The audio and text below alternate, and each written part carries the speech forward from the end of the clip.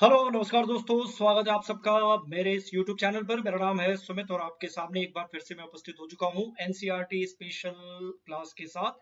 और ये science special class है, इसमें हम लोग एनसीईआरटी कॉन्सेप्ट्स को टू द पॉइंट लगातार डिस्कस करते हैं और ये साइंस की अवधारणाओं को समझने के लिए बड़ा इंपॉर्टेंट क्लास है। अगर आप किसी एग्जाम की तैयारी कर रहे हैं और उस क्रम में आपको साइंस एक सब्जेक्ट के तौर पर पढ़ना है तो ये सेशन आप ही के लिए है। फिलहाल मैं ये बोलूंगा कि अगर आप सी टेट के अभ्यर्थी है, पेपर 2 आपका मैथ साइंस है, तो निश्चित तौर पर ये सेशन देखिए। अगर आप बीपीएससी के अभ्यर्थी हैं, बीपीएससी टीआरई एग्जाम्स की तैयारी कर रहे हैं या बीपीएससी का कोई एग्जाम आप दे रहे हैं, आपको साइंस अच्छा करना है तो ये सेशन जरूर देखिए। इसके अलावा अगर आप यूपी टेट वाले हैं या फिर एमपी टेट वाले हैं या किसी और अन्य स्टेट टेट एग्जाम की तैयारी कर रहे हैं या फिर डी ट्रिपल एस बी जैसे एग्जाम्स की तैयारी कर रहे हैं या फिर डी ट्रिपल एस बी के अलावा अगर आप रीट एग्जाम की तैयारी कर रहे हैं, एमपी टेट वर्ग 2 जैसे एग्जाम की तैयारी करें, मतलब बहुत सारे एग्जाम्स में साइंस के बुनियादी कॉन्सेप्ट्स आते हैं और उससे आपको सफलता भी मिलती है। अगर साइंस अच्छा है तो आप अच्छे मार्क्स लाएंगे और साइंस अच्छा करने के लिए सेशन आपके लिए है ना। तो इस सेशन में हम लोग क्या बात करते हैं, अभी हम लोग क्लास 8 के एनसीईआरटी साइंस बुक को डिकोड कर रहे हैं और इसी क्रम में ये चैप्टर नंबर 6 है, कंबशन एंड फ्लेम। इसका एक पार्ट ऑलरेडी मैं बता चुका हूँ, ये पार्ट 2 है। इसका मतलब ये हुआ कि इससे पहले इसी चैप्टर का पहला पार्ट ऑलरेडी अपलोडेड है चैनल पे, जाके जरूर देखिए समय निकाल के। और उसके आगे की कहानी इस वीडियो में मैं आपको बताने वाला हूँ, ठीक है जी। अच्छा, उसके बाद आगे क्या मैं बताऊं, ये छठा चैप्टर है ना। इसका मतलब क्या हुआ कि 5 चैप्टर ऑलरेडी हो चुका है, वो भी इसी चैनल के प्लेलिस्ट में आपको मिलेंगे, जाके वो भी देखिए समय निकाल के। तो सब कुछ है उसमें, सारा कुछ कॉन्सेप्ट है। आज इस टॉपिक की बात करेंगे, पार्ट 2 कंबशन एंड फ्लेम, दहन ज्वाला की बात करेंगे। और बात तो आगे करेंगे, लेकिन बात उससे पहले कॉन्सेप्ट की बात करें उससे पहले जानकारी है और रिक्वेस्ट है कि आप सब लोग इस चैनल को सब्सक्राइब कर लो, खास करके जिन्होंने नहीं किया है मैं उनको बोल रहा हूँ, और जिन्होंने सब्सक्राइब कर लिया है धन्यवाद। ये टेलीग्राम चैनल है, ये यूट्यूब चैनल है, नाम एक ही है, साइंस बाय सुमित सर। दोनों आपको दोनों में जुड़ जाना है और लगातार साइंस की दुनिया में आगे बढ़ते रहना है और अच्छा करते रहना है जी, ठीक है जी। आज किस टॉपिक से शुरुआत करना है, देखो ये लास्ट क्लास में, चूंकि प्रीवियस क्लास में एक्टिविटी ये मैं नहीं करवाया था, यहीं पे आके रुक गया था सेशन, क्योंकि ऑलमोस्ट 45-50 मिनट का टाइम हो गया था और 35-40 से लेकर के 50 मिनट तक का ये सेशन होता है ना। तो पहले इसको मैं कंप्लीट करा देता हूँ और फिर आगे आज की कहानी में जो कुछ भी है उसके ऊपर भी बात करेंगे। ये रह गया था कल के सेशन में। और मैं जैसे बार बार बोलता हूँ कि एक्टिविटी साइंस में बड़ा इंपॉर्टेंट होता है और कभी कभी हमारे लिए एक्टिविटी प्रश्न का खजाना बन जाता है। तो कभी कुछ ऐसी चीज हमारे सामने एक्टिविटी के रूप में मिल जाती है जिससे प्रश्न बनाने वाले प्रश्न बना सकते हैं, तो उस एक्टिविटी के ऊपर हम, उस चीज के ऊपर हम बात करते हैं। इसी क्रम में मैं अभी फिलहाल इस एक्टिविटी को थोड़ा सा समझा दूं क्या है, और इसमें कुछ काम की चीजें तभी मैं इसके ऊपर चर्चा कर रहा हूँ। कागज के 2 कप लीजिए, तैयार कीजिए, कागज पेपर की बात हो रही है और इससे कप बनाना है और उनमें से एक कप में थोड़ा पानी डाल दीजिए। ये 50 ml 60 ml जो भी है, थोड़ा पानी डाल देना है। एक में पानी रख दो और दूसरे को नॉर्मल रहने दो और अलग अलग मोमबत्ती पर आप इस दोनों को गर्म करो, जैसे कि इस चित्र में आपको दिख रहा है।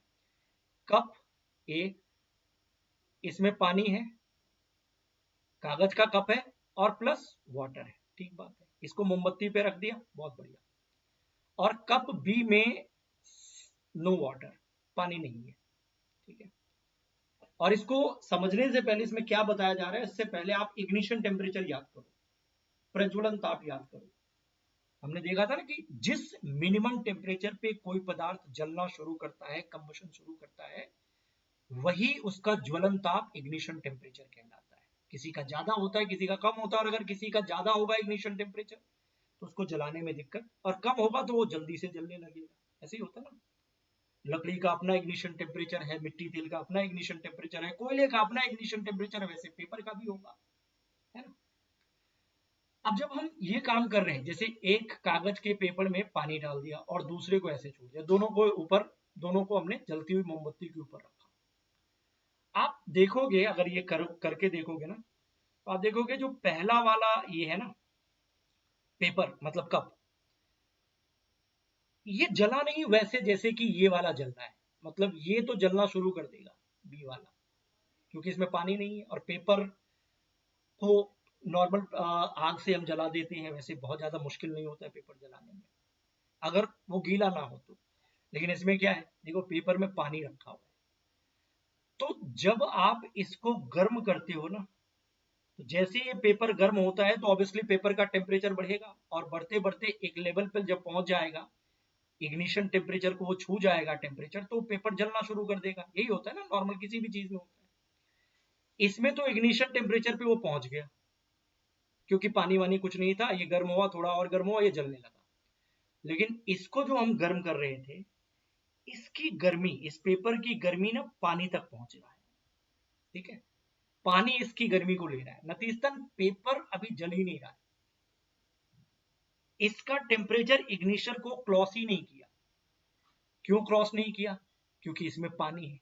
तो अपनी गर्मी को ये पेपर जो है ना कहीं एक प्रोसेस होता है, उसके जरिए कंडक्शन कहो, चालन कहो, उसके जरिए इसको दे रहा है। पानी कैसे गर्म हो रहा है उसकी बात नहीं मैं कर रहा हूं, पेपर कैसे गर्म हो रहा है और वो अपनी गर्मी को आगे भेज रहा है। पानी का गर्म होना अलग चीज है, और पानी जिस ऊष्मा स्रोत से गर्म हो रहा है मैं उसकी सिर्फ बात कर रहा हूं। तो कहीं ना कहीं ये उस तरीके से नहीं जलेगा जैसे बी जल रहा है। इस एक्सपेरिमेंट में तो यही बताया जा रहा है कि कागज के खाली कप का क्या होता है सोचो, और पानी युक्त कागज के कप का क्या होता है। क्या इस कप का जल गर्म हो जाता है? मेरे हिसाब से हाँ, बिल्कुल हो जाता है, यस। यदि हम कप को गर्म करना जारी रखें ना, तो हम कागज के कप में भी पानी को उबाल सकते हैं, ये बात सच है।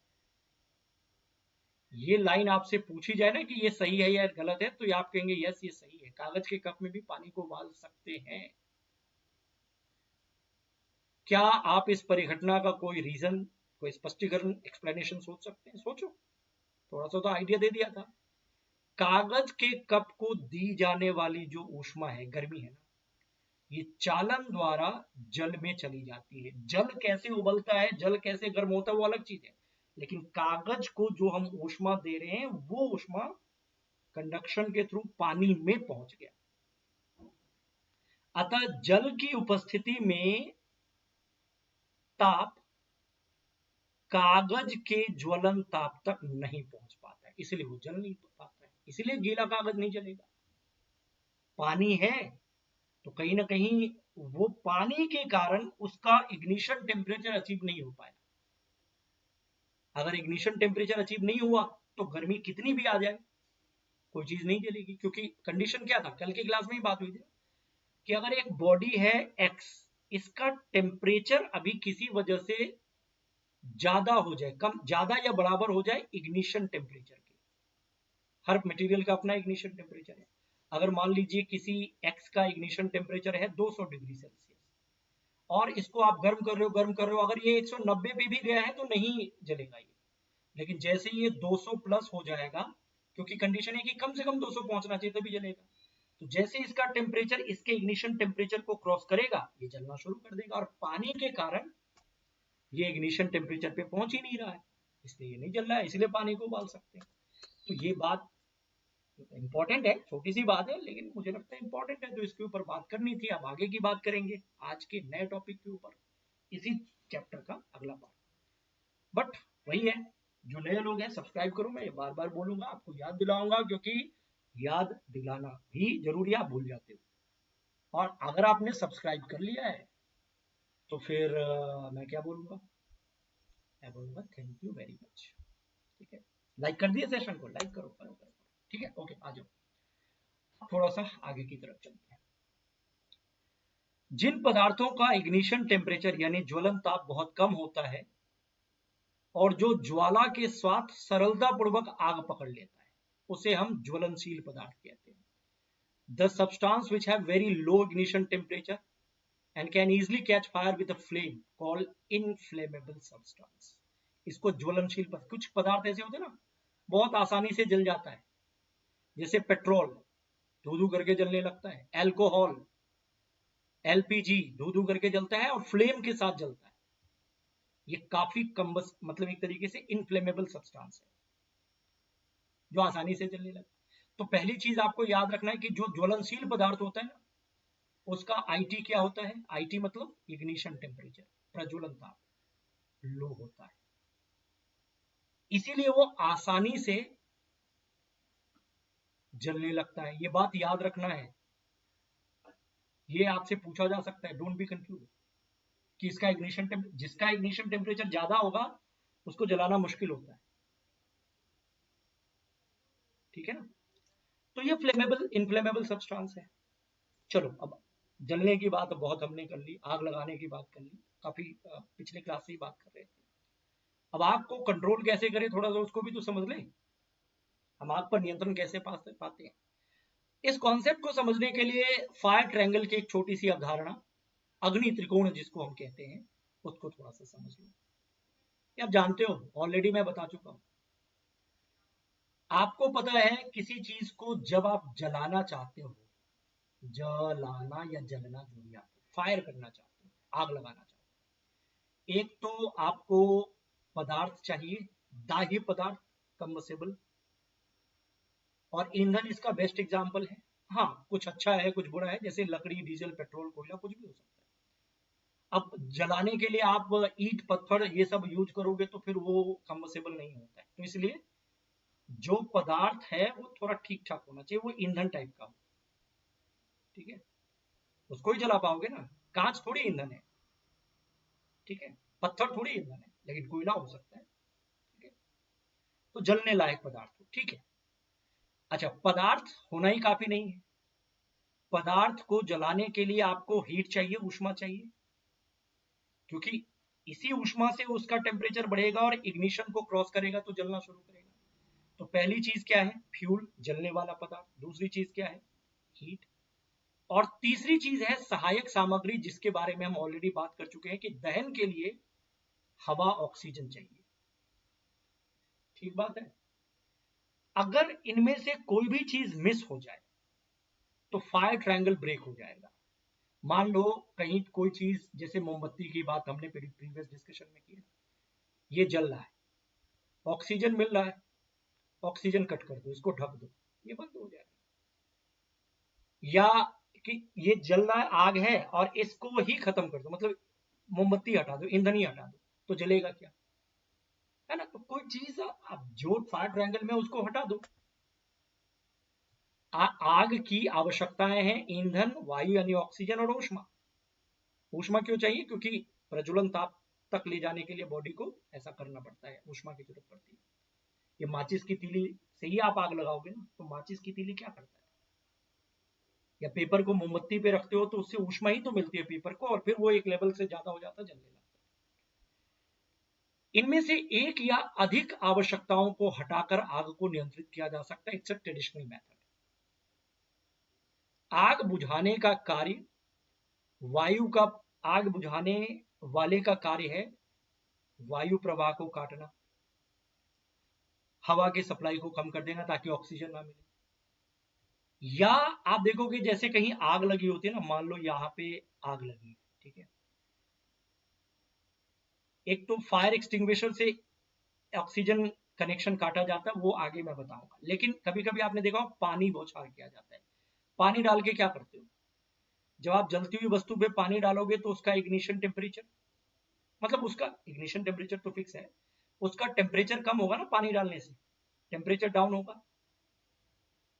और जैसे ही टेम्परेचर डाउन होगा इस जलने वाली चीज का, और ये इग्निशन से नीचे आ गया, इग्निशन से नीचे आ गया, तो फिर तो जलने का कंडीशन ही खत्म हो जाएगा। जलने का कंडीशन क्या है? कि जलने वाली बॉडी का टेम्परेचर लगातार इग्निशन से ज्यादा होना चाहिए, कम से कम बराबर होना चाहिए।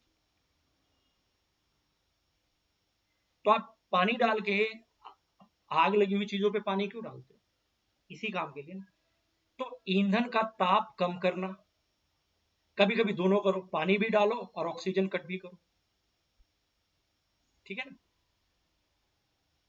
और अधिकांश स्थिति में थियरी ये कहता है कि तीन चीजें है ना, इसको मैनेज कर सकते हैं, इसको कट कर सकते हैं, इसको कम कर सकते हैं, मतलब पानी वानी डाल करके इग्निशन टेम्परेचर कम, बॉडी का टेम्परेचर कम कर सकते हैं। और एक थियरी कहता है कि ईंधन ही हटा दो। अब ये कहना बड़ा आसान है कि ईंधन हटा दो। आप किसी बिल्डिंग में आग लगी है तो पूरी बिल्डिंग ही ईंधन बन गई है, अब उस बिल्डिंग को कहाँ हटाओगे, है ना। तो इसीलिए ये बात यहाँ पे लिखी हुई है कि ध्यान दीजिए कि अधिकांश स्थितियों में ईंधन को हटाया नहीं जा सकता है। जो चीज धू धू करके जल रही है उसको कैसे हटाओगे, आपको तो आग पे नियंत्रण पाना है। किसी बिल्डिंग में आग लग गई तो बिल्डिंग को हटा दो, फेंक दो कहीं, ऐसे नहीं हो सकता है। यही बात यहाँ पे लिखी है कि उदाहरण के लिए यदि किसी भवन में आग लगती है तो पूरा भवन ही ईंधन है। तो ये ईंधन हटाने वाली चीज साइड करो और बाकी चीजों पे ध्यान दो। ऑक्सीजन कट करो, पानी डाल करके टेम्परेचर, जलती हुई बॉडी के टेम्परेचर को जितना हो सके लो करने का प्रयास करो, एंड सो ऑन। तो फायर ट्रायंगल में ये तीन चीजें होती हैं, इसमें से एक या दो या तीन हटा के, कट करके अब आपको नियंत्रण में ला सकते हो। और फायर ब्रिगेड स्टेशन के बारे में आप जानते हैं, दुर्घटना में आग को कंट्रोल करने में यहाँ पे प्रोफेशनल लोग होते हैं जो इन सब प्रयासों को करते हैं और आग को कंट्रोल करने के लिए लगातार प्रयास करते रहते हैं। पानी के रूप में एक नॉर्मल जो है ना, इनके पास एक ऐसा हथियार होता है जिससे ये किसी भी जलने वाले पदार्थ के ऊपर पानी का बौछार करके उसे ठंडा करते रहते हैं ताकि उसका टेम्परेचर डाउन हो और वो इग्निशन से नीचे आएगा तो आग पे कंट्रोल हो सकता है। तो यही बात यहाँ पे लिखी है। ये प्रश्न पूछा जा सकता है कि जल फेंकने से क्या होता है, तो जल जलने वाले पदार्थ को ठंडा करता है जिससे उसका ताप उसके ज्वलन ताप से कम होने लगता है। ऐसा करने से आग का फैलना रुक जाता है। इसके अलावा जलवाष्प ज्वलनशील पदार्थ को, अब पानी फेंकोगे उससे वेपर बनेगा, तो मान लो ये एक्स नाम का कोई पदार्थ जल रहा था, एक तो पानी फेंकने से इसका टेम्परेचर डाउन हुआ, एक बात, दूसरा इसके चारों ओर वाटर वेपर बनने लगेगा। तो जलने वाले पदार्थ को अगर जलवाष्प अदृश्य रूप से घेर लेता है तो यहां से जो ऑक्सीजन कट है, ऑक्सीजन सप्लाई है, वो कट हो जाता है। तो ऑक्सीजन भी तो जलने के लिए जरूरी है और इससे भी आग पे नियंत्रण हो सकता है। ऑक्सीजन की आपूर्ति भी रुक जाती है और आग बुझने के चांसेस बढ़ जाते हैं। तो इस बेसिक टेक्निक पे यहाँ पे फायर स्टेशन के लोग काम करते हैं। ठीक है, ये बुनियादी चीज है। वाटर कूल डाउन करता है और उसके कारण एक और चीज बनती है, जलवाष्प का परत बनता है जिससे एयर संपर्क कट जाता है और जलने वाले पदार्थ को जब हवा ना मिले, उसका टेम्परेचर डाउन हो, तो वो जलने के आइडियल कंडीशंस में नहीं होते और आग पे नियंत्रण हो जाता है। ठीक है, इसीलिए कहा जाता है कि पानी सबसे अधिक प्रचलित अग्निशामक है। देखो ये एक दिलचस्प बात बता रहा हूं, most common fire extinguisher is water. Normal तौर पर हमारे घर के आसपास भी छोटे मोटे आग में हम पानी यूज करते हैं, परंतु याद ये रखना है कि जल का प्रयोग अग्निशामक के रूप में हमें तभी करना चाहिए जब आग लकड़ी और कागज जैसी नॉर्मल वस्तुओं में लगी हो। यदि बिजली के उपकरण में आग लगी हो या डीजल पेट्रोल का आग लगा हो तो उस पे पानी का उपयोग नहीं करना चाहिए, क्योंकि उपकरण खराब हो सकते हैं, करंट का झटका लग सकता है, जल कंडक्टर हो सकता है, इम्प्योर वाटर होता है ना, तो नुकसान हो सकते हैं। तेल या पेट्रोल में लगी आग बुझाने हेतु जल उपयोगी नहीं है। तो यहाँ जो ये कट किया हुआ है, बिजली में आग लगी है, बिजली के अपरेटस में पानी मत डालो, खतरनाक हो सकता है। और पेट्रोल डीजल वाले जैसे ऑयली चीज है उसमें मत डालो, उसके लिए फिर आपका केमिस्ट्री यहाँ पे आपको हेल्प करेगा। और ये आपने देखा होगा ना, ये फायर एक्सटिंग्विशर होता है, अग्निशामक। इसमें एक गैस का प्रयोग किया जाता है, लिक्विफाइड रूप में रहता है, और ये बिजली से लगी आग को बुझाने में भी हेल्प करता है क्योंकि उपकरण खराब नहीं होने देता है, बिजली का झटका नहीं लगता है। आपको याद है कि जल जो है ना तेल से भारी होता है, हमने पेट्रोलियम के क्लास में पढ़ा था। पानी की डेंसिटी ज्यादा होती है ऑयल से, पेट्रोल से, इसलिए पेट्रोल पे लगी आग के ऊपर अगर आप पानी डालेंगे ना तो पेट्रोल तो हल्का है, ऊपर आ जाएगा, पेट्रोल ऊपर आ जाएगा और पानी नीचे चला जाएगा। अतः ये पानी तेल के नीचे चला जाता है और तेल ऊपर जलता रहता है, तो यहां काम नहीं करेगा, पानी मत डालो। विद्युत उपकरण और पेट्रोल जैसे ज्वलनशील पदार्थ में लगी आग के लिए ये कार्बन डाइऑक्साइड सबसे अच्छा अग्निशामक है, फायर एक्सटिंग्विशर है। CO2 याद रखो, प्रश्न है। ये ऑक्सीजन से भारी होता है CO2। ऑक्सीजन से भारी होने के कारण आग को एक कंबल की तरह लपेट लेता है। जब आप जैसे आग लगती है कहीं पे और आप इस चीज को फायर एक्सटिंग्विशर को ऑन करते हो और ये पूरा CO2 एक घेर लेता है इसको कंबल की तरह, ऑक्सीजन कट कर देता है। ठीक है, तो इससे ईंधन और ऑक्सीजन के बीच का संपर्क टूट जाता है और आग पर नियंत्रण हो जाता है। तो CO2 का ये एक लाभ है। हालांकि जब पानी का बौछार भी करते हैं ना तो भी वो जलवाष्प का लेयर ऑक्सीजन को कट कर देता है, लेकिन हर जगह पानी यूज नहीं कर सकते। बिजली से लगी, बिजली की आग है, बिजली के उपकरण है, तो वहां आप CO2 यूज करो। इसका सबसे बड़ा लाभ तो यही है कि इससे उपकरण को कोई नुकसान नहीं होता। लेकिन आपको याद ये भी रखना है कि ये जो CO2 है ना, नॉर्मली ये क्या है, गैस है। अब यही बात यहाँ पे लिखा हुआ है कि कार्बन डाइऑक्साइड की आपूर्ति हमें कहां से मिलती है। देखो, उच्च दाब पर द्रव के रूप में इसको सिलेंडर में भरा जा सकता है। आप जानते हो ना कि जो कोई गैस होता है, गैस में जो कण होते हैं, पार्टिकल बहुत दूर दूर होते हैं। बोलो आप, अगर आप इसके ऊपर प्रेशर बढ़ा दोगे, इसको कंप्रेस करना शुरू कर दोगे, तो मे बी जो इसके कण है ये थोड़े पास आ जाए। तो एक गैस को, मान लीजिए कोई गैस है और उसको मुझे लिक्विफाई करना है, तो उसको उसके ऊपर दबाव बढ़ाना पड़ेगा, प्रेशर बढ़ाना पड़ेगा।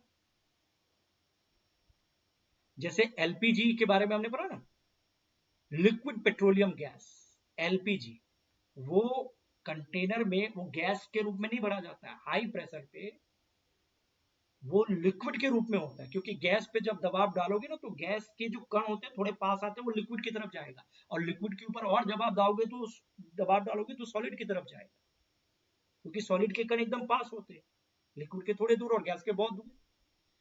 तो उच्च दाब, ये क्या लिखा हुआ है ये आपको याद रखना, हाई प्रेशर पर इसे CO2 जैसे गैस को सिलेंडर में भरा जा सकता है, ठीक वैसे जैसे LPG को सिलेंडर में लिक्विड के रूप में भरा जाता है।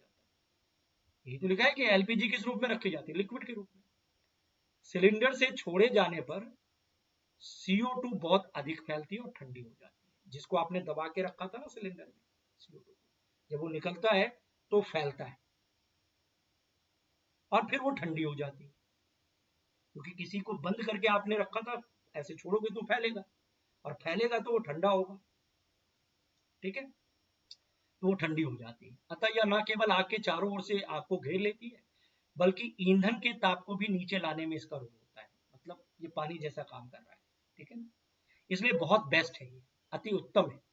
CO2 प्राप्त करने का एक दूसरा तरीका भी है। एक तो ये हो गया कि हाई प्रेशर पे आप फिजिकल तरीके से CO2 को लिक्विड रूप में सिलेंडर में भर दो। ठीक है, ये डन है, ये भी याद रखना है। दूसरा तरीका क्या है, ये भी एक प्रश्न बन सकता है, सबका जिक्र एनसीईआरटी की बुक में। सोडियम बाइकार्बोनेट जो होता है ना, बेकिंग सोडा, या फिर पोटेशियम बाइकार्बोनेट जैसे केमिकल पाउडर को, पाउडर का भारी मात्रा में छिड़काव करने से भी कार्बन डाइऑक्साइड बन सकता है। आग के निकट इन पदार्थों से बहुत सी कार्बन डाइऑक्साइड गैस निकलती है जो आग को बुझा देता है। जहां आग है ना, वहां सोडियम बाइकार्बोनेट, बेकिंग सोडा या पोटेशियम बाइकार्बोनेट के पाउडर को छिड़क दो, उससे भी काम चल सकता है। ये दोनों तथ्य यहाँ पे महत्वपूर्ण है, और अगर महत्वपूर्ण है तो फिर है। चलो, अब थोड़ा सा कंबशन के बारे में और भी बात कर ले, दहन के प्रकार के बारे में बात कर ले। ठीक है, देखिए क्या लिखा हुआ है आपके स्क्रीन के ऊपर, टाइप्स ऑफ कंबशन की बात हो रही है। जैसे एक होता है रैपिड कंबशन, तीव्र दहन इसको कहते हैं। दहन मतलब जलना। अब सोचो तीव्र दहन का क्या मतलब होता है, वो खुद सोचो। एक होता है स्पॉन्टेनियस, स्पॉन्टेनियस मतलब खुद से, स्वतः दहन। एग्जाम्पल कुछ याद आ रहा है तो याद करो।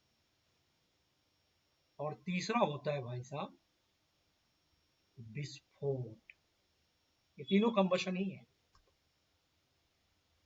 इनके अपने एग्जाम्पल है। गैस स्टोव की नॉब को घुमाकर गैस चालू कर दीजिए। आपने क्या देखा, आप पाते हैं कि गैस तेजी से जलने लगती है और ऊष्मा और प्रकाश उत्पन्न करते हैं, और इस प्रकार का दहन तीव्र है, बहुत समय नहीं लगता है, बहुत रैपिड है।